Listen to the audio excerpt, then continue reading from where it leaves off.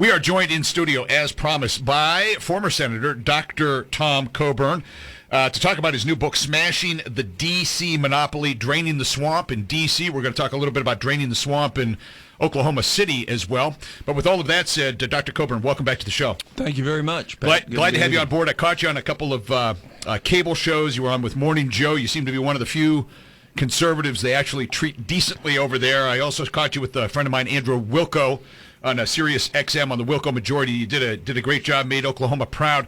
I want to sort of set the stage here. I'm trying to remember why you cut your last term in the Senate short. 2 years before I left, I went to the majority leader and I said, we're not doing what we told the American people would do. Okay. And I told him then, I said, if things haven't changed in the next 2 years, I'm out of here. Because I'm not going to spend my life pushing boulders up ice flows only to have the Republicans put a block in front of the boulder. And so they didn't. Nothing changed. It was all about the next election, not about fixing the real problems for America. And it still is. You know, it is a swamp. You can't drain it. What you have to do is muzzle it. You have to put muzzles on the alligators. And that's what Article 5 allows us to do. And that's why it's so important people understand our founders put this in the Constitution for us, not for Washington, for us as individual citizens, so we can have a voice in the decisions that affect our lives. When you decided to cut your term short, were health reasons or factors also part of it or not? No, not at all. Okay. I had made that decision already. I already told the leader that I was leaving. Have you at any point regretted that decision? Or not at all. Not was at all. the right thing to do? Well, look what's happened. Nothing. I mean, what has happened? Nothing's changed. Ask yourself the following, Pat. Of the real problems in front of our country, Medicare's going to be bankrupt in less than 14 years. Social Security, same. Actually, it's going to be bankrupt sooner than that because Social Security disability is already bankrupt, and they didn't fix that. Okay. They just borrowing it from Social Security.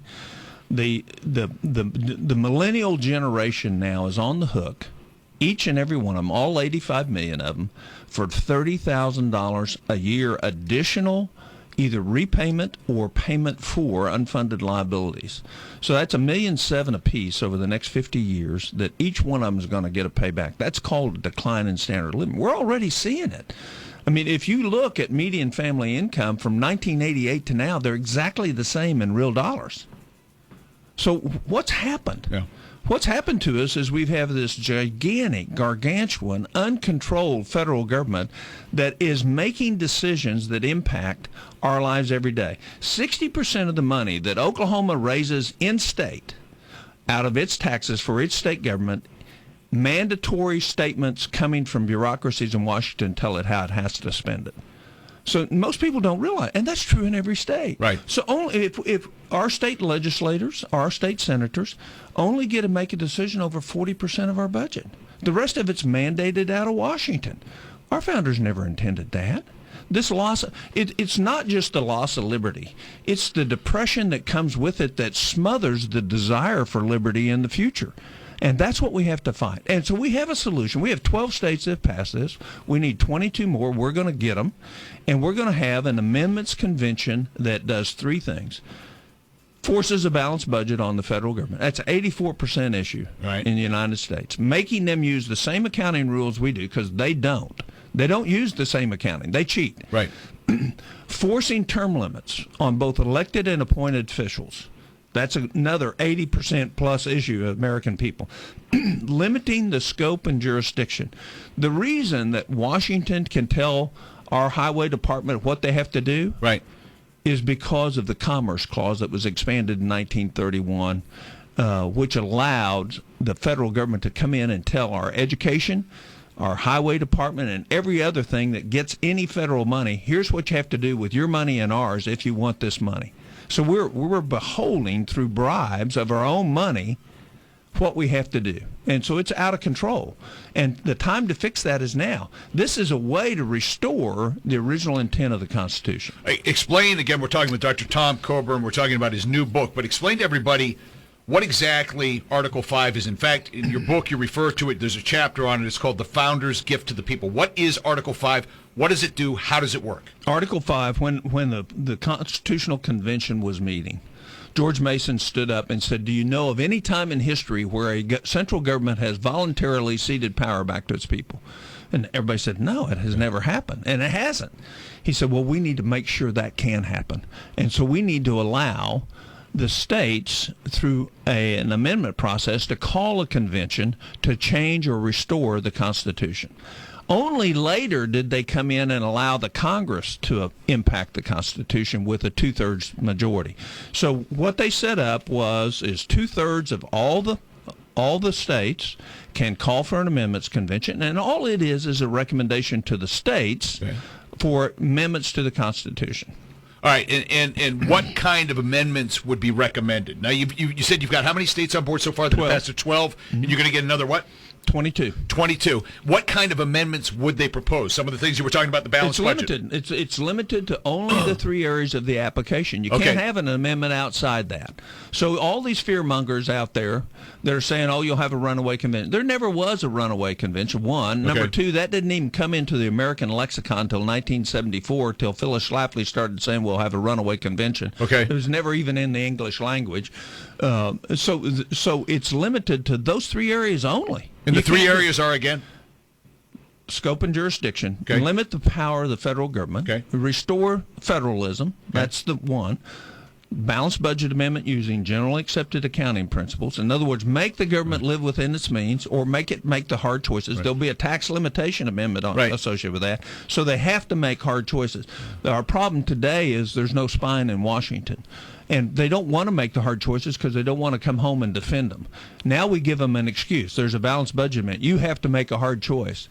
And when you come home, you can say, hey, the Constitution says I have to balance our budget. I had to make hard choices. That they don't want it. Why? That's why we're not seeing anything. And then finally limit the terms of members of Congress. Let's talk about that, because we were having a discussion off air. We've had some people in our area, Jim Bridenstine, Mark Wayne Mullen, who have term limited themselves, 3 terms and I'm out. Bridenstine is keeping his pledge. Mark Wayne Mullen is, I don't want to say, well, I'll say it. He's waffling. He doesn't know if he's going to run for for a 4th term. He's praying about it. He's waiting to hear from God. Share some of what you were sharing with me off air about that. Well, here's the problem. Here's our problem with Washington: is power corrupts. It breeds arrogance. Arrogance leads to poor judgment. When you tell the people of a district that you're going to run for Congress and you're going to limit your terms, and then all of a sudden you decide that wasn't a good decision for you, right? It doesn't have anything to do for us. It has to do for them. Then the honorable thing would be say, don't run, and then the next lay out one, and then run the next time and say, I don't embrace term limits. I'm going to do that. We've had enough lying to us from Washington. This is a character flaw that says, I told you one thing, but now that I've drank the Kool-Aid, I believe something different. And, oh, by the way, I'm empowered as an incumbent, so you probably have a tough time beating me. We're gonna beat Mark Wayne if he runs again, because the one thing we need is trust in Washington. And if somebody tells you something and then changes their mind on an issue as critical as limiting your terms, then you need to be challenged. Why is that so important to you? And you've had experience with that. You term limited yourself before, right? Because I see what happens to people who don't, who become infected with the adoration of being in public office. And it mars their judgment. It affects their judgment. It's all now about Mark Wayne and not us. It's about him serving, not us having an elected representative that will limit their terms. And, tell me what major legislation our congressmen have passed. If you had a gun to my head, I'd say pull the trigger. I'd be hard pressed. Yeah. So the impact ought to be is how do we fix our country, not how do we keep ourselves in Washington. So you were in D.C. You were both in Congress and the Senate. What prevented you from drinking the Kool-Aid, becoming intoxicated and filled with your own self-importance? What's different about you? Well, or did it get to you? No. Well, I'm sure it did. If you asked my wife, she'd say, she'd come home and say, hey, you're not a senator here, you're my husband. Get lined up. There's no question where everybody's impacted by getting positive strokes that you don't deserve. Okay. Everybody is impacted that way. But I made a commitment, and if your word isn't your bond, What else can't we trust about you? Right. What else aren't you telling us that is untrue? What are you avoiding confronting us with? Uh-huh. And so, to me, if you tell somebody one thing and then you do something different, I don't have any room for you in the future. And that's true with, I don't care who it is. And that's true in our interpersonal lives. That should be more true in terms of public service. Because it is now about the people serving, not about us, that people are supposed to be served. What is it like, again, we're talking with Senator Tom Coburn, when you go to D.C., whether as a freshman congressman or a freshman senator, what's it like? How do they rope you in? What do they tell you when you come there? Well, they feed you all this line of bull about how great you are. And really, you're not. My settling influence was my father and my wife. My wife knew how to put me in my place and remember who I was. Right. My faith played a role in that as well. So when you go to fundraisers, when you go to things and you're called congressman and you have this staff around you that are going like this all the time saying how great you are, right. Some people begin to believe it. Matter of fact, majority begin to believe it. And the fact is, our representative in Congress should be just like us, and this air of arrogance that takes on and poor judgment that comes with it is really detrimental to our freedom. I mean, let's go again. Why isn't Congress working on the real problems in front of the country? Mm-hmm. Why is it that the Republicans can't reduce the Medicaid? Here's some statistics. When you do a Medicaid audit, like 3 states have done, right. Ohio, Pennsylvania, and Michigan, combined, they found over 1 million people whose applications for Medicaid were different than their applications for their auto loans. In other words, they lied, they cheated to get Medicaid. Really? Oh, yeah. And if we did an audit in Oklahoma, you'd find exactly the same thing. So we've created dependency rather than self-reliance, and now we are saying, oh, it's okay. And you have all these members of Congress up there saying, well, we don't want to withdraw that. How about let's have a health care where you can actually see the prices, you can actually see outcomes, you can have real price discovery, and use competition and markets to lower the cost. Because if you had that, tomorrow all of our health care would cost 30% less. Wow. 1/3 less. More coming up. Dr. Tom Coburn, you're listening to the Pat Campbell Show here on Talk Radio. All right, we are back in studio with Dr. Tom Coburn, former Senator Tom Coburn. We're talking about his brand new book entitled Smashing the D.C. Monopoly, Draining the Swamp. And Dr. Coburn, you mentioned a website we want to plug here. Go ahead. Well, it's conventionofstates.com. Right. You can go on there and learn everything our founders said about this, learn why it's a safe way for us to actually rein in the federal government and restore the freedoms that we're supposed to have and we're intended to have, which we no longer have because of the bureaucratic state in this country. Now, you mentioned 12 states have already passed this. I did not know this. We're one of the 12. We are. You said we passed it, last year? Last year. Okay, last year, and you need another, how many states? 22. 22 states to make this I think we'll get probably 10 next year. Okay. And we don't actually have to get to 34, Pat. As soon as the people in Washington recognize we're coming, right, they're going to start doing what they were sent up there to do. Fix the real problems, not enhance their own political career. And, I'm trying to think of, because I had a whole list here before of arguments against Article 5. Because as I told you before, when I had Mark Levin on, when he came out with the book, I was initially not real receptive to the idea, but things are so screwed up, we've got to do something. What we're doing right now isn't working. But one of the things that there was concern about was, especially in this day and age with media, okay, the way that certain outlets or people are able to control the narrative. For example, just look at what happened this weekend, in London. You turn on CNN or MSNBC, they're more concerned about Donald Trump's tweets about London's mayor over the weekend than they are about the actual terrorist attack, but it's because they're controlling the narrative. Is there a legitimate concern if Article 5 becomes the rule of the land that because of the way the media is, that certain people can control the narrative and we could be giving a tool to the wrong side? Well, first of all, you can't give a tool to the wrong side because the states decide. Okay. if you have an amendments convention, all you're doing is making recommendations for the states. Okay. So if you have something stupid that would come out of there, which I think is impossible given the parameters and the history and the jurisprudence that's already out there on this, if you have something stupid, what you have to assume is every state legislature in the country doesn't care about our freedom. Mm-hmm.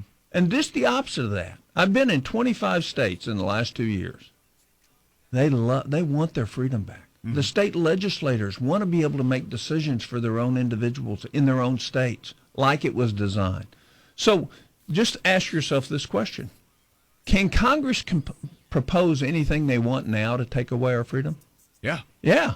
Absolutely. But what do? They don't propose it. They pass legislation that subtly takes away our freedom. Right. Rather than boldly take away. So what you have to assume is that there's not 13 judiciary chairmen in all the legislatures in the country that wouldn't stop something that's stupid. For example, you hear people say, well, the hard right on guns. I'm a big gun advocate, right? Nobody has passed more Second Amendment protecting amendments in the U.S. Congress in history than I did, all right? But you'll hear gun rights, far right gun rights say this might happen. Well, they can do that now. So do you think that 38 states, which is what it requires to change that, will actually pass something that stupid? No. So the assumption is what we see, the people that are in opposition to this are operating on the basis of fear. Mm-hmm. Our country was built on courage, on doing the right thing. Why do you think our founders put this in there? They put it in there so we'd use it. Matter of fact, I think if you could poll them today, they'd say, why didn't you use this in 1931? Right. Why didn't you use this in 1965? Here's some numbers for you. Okay. War on poverty. Poverty rate in the United States when it started by Johnson was 19.2%. It is now 19.8%, and we've spent $37 trillion on the war on poverty. Problem's gotten worse. It's not better. It's gotten worse. We spent billions of dollars. When you undermine people's self-reliance, you create dependency. Mm-hmm. But you also steal their future. Right. It's a tyranny. And so here, big government isn't great. It's terrible for our freedom and our future. How did we ever get to the point, and I think you alluded to this a little bit earlier with the Commerce Clause, how did we ever get to the point where the federal government got so big, so powerful? Because, going back to just American history class when I was a little kid, the powers afforded to the federal government are few and limited, and everything else is supposed to go to the state, but it seems like it's the exact opposite now. It is the exact opposite because you've had members of Congress that won't stand up and fight it. Why do you think I was called Dr. No? Yeah. I blocked hundreds of billions of dollars of stuff outside the enumerated powers in the U.S. Senate. Bills would come over from the House having Republican backers to actually limit our freedom and make the decisions in Washington rather than making the decisions in Oklahoma. I want my kids to be able to be participating in their future government. Right. And my grandkids. That doesn't happen in Washington. As a U.S. Senator, how many of Oklahoma's 3.7 or 3.8 million people you think could actually talk to me? Right. Versus going to Oklahoma City, you can actually get in to see your state representative and your senator. You can actually go talk to them. Our founders intended most of the freedoms to be in the state, protected by the state, and for the federal government to be very limited. Matter of fact, in the 10th Amendment, it states anything that isn't specifically called out here for the federal government is explicitly reserved for the states. That isn't true. It isn't happening. So how do we change that? And this is the way we change that. We get our freedom back. Why do you think we're growing at 2%? Because we have this regulatory state that's smothering free enterprise. We're now 17th in the world in terms of free enterprise. Right. And for 200 years, we were number one. We're talking with Dr. Tom Coburn. His new book is out. It's called Smashing the D.C. Monopoly. Also, tell everybody where they can get the book and also plug that website one more time for me as well. All right, please. WND.com, all the others, Amazon, Barnes & Noble. The website is conventionofstates.com. Come learn how we get our freedom back. More coming up from Dr. Tom Coburn. You're listening to the Pat Campbell Show here on Talk Radio 1170. We're talking about the Convention of States and the website again you wanted to plug, sir. Conventionofstates.com. All right, let me bounce around on you a couple things here. This first question you might not want to answer. I want to talk about your relationship with Senator Inhofe. Before I came here in, what was it, April of 2008. I already knew both of you guys were considered like the two most conservative senators in the country. But at times, for me as a radio talk show host, from my perspective, it seemed like the relationship was, I don't know, strained, especially on things like earmarks. What was the nature of your relationship with him, and what's it like today? Oh, it's good. It was good then. We disagreed, and that's okay. Okay. Jim's a fine man. He's a great brother in Christ. He just sees things differently than I do. That doesn't mean he's wrong, right? And doesn't mean I'm right. But he's done Oklahoma well. Right. And will continue to do so. So I don't have any problem. Sometimes when you were in D.C., especially when you were in the Senate, you were criticized because you were considered to be too close to certain people on the other side, especially your relationship with Barack Obama, but certain Democratic senators as well. Was that criticism fair? What was the nature of those? Well, look, how do we solve our problems? I actually take my faith seriously. I'm supposed to love other people. And if you think about Barack Obama, I don't agree with him on hardly anything. Right. But he told America exactly what he was going to do. There was no intellectual dishonesty with what he was doing. Mm-hmm. He leans to socialism. That doesn't make him, as a person, right, somebody that I shouldn't love. I'm commanded to love my neighbor. So reaching out to people, I passed a lot of legislation, Pat, that was very conservative. As a matter of fact, what I did with Obama in terms of this transparency law today is allowing people to search and eliminate stupidity and waste and duplication every day. Matter of fact, there's a website called openthebooks.com, and the whole purpose of that is to expose the stupidity that's going on in Washington. So what I see going on in Washington today is kindergarten. You did this, so I'm going to do that. You're not this, and it's all about contempt. How do we know somebody else's motives? Right. We don't. So what we do is we get out there and create relationships. I got a lot of stuff passed that was good for the country and good for Oklahoma because I didn't take everybody who didn't have an R after. Matter of fact, there were a lot of people with R's after their name that I wouldn't trust with anything as far as the long-term benefit for the country. So it's about what are you focused on? Are you focused on fixing the country, restoring our freedom, restoring our economic growth, or are you focused on looking good at home? Mm-hmm. Let's talk about a couple of other things here. One of the biggest problems with the current group in D.C. right now is they ran, I'm talking Republicans in particular, they ran on a promise, a pledge to repeal and replace Obamacare. That hasn't happened. People back here at home are going, what the heck's going on? Why haven't you kept that fundamental promise? Now, we had this, the Affordable Health Care Act in the House pass, but we've already been told by people in the Senate that, they're starting from scratch over there. I haven't seen anything done there yet. So what are we supposed to make of that back home? Look, that you have politicians in Washington that say one thing and do another. Right. That's number one. Number two is I don't believe, you can, I think they ought to just, I think the conservatives in the House were right. Scrap the whole thing. But they couldn't get the votes for that because Republicans were in states where they'd expanded Medicaid wouldn't take the hard vote. They don't want to give it up? No, well, they didn't want to be responsible for people not having Medicaid, even though in some of those states, 50% of the new Medicaid applicants weren't eligible anyway. Mm-hmm. In other words, there was fraud associated with it. So it's the cowardice of continued expediency of elected politicians. Look, you're not going to fix health care till you create real markets. How do we do that? All the Senate has to do is we're passing a bill that mandates if you're in the health care market, you have to publish your prices and your outcomes. And let people start deciding. There's a couple of young men in Tulsa who have started this website app called Medify. And they go around and sell it to businesses. And what the app does is tell the businesses where you can buy the best value in health care. Okay. And then they incentivize their employees to go use that. So you can get an MRI over here for $350 or you can pay $3,000. Right. All right. There's a big study that just came out from Robert Wood Johnson Foundation, studied by both conservative and liberal think tanks. on the lack of competition in healthcare. You have this vertical integration that is monopolistic now of the hospitals. You have the horizontal integration of the hospitals now. Right. I mean, in Tulsa, you get 3 choices, right? And 2 of them are aligned in an insurance product. Right. So where's the competition in that? So what they stated was, here are the things that need to happen if you want to break up the monopolies and start having some competition. So the only thing the Senate really needs to pass is, here's what you got to do. And then go to conference with the House and say, let's create transparency.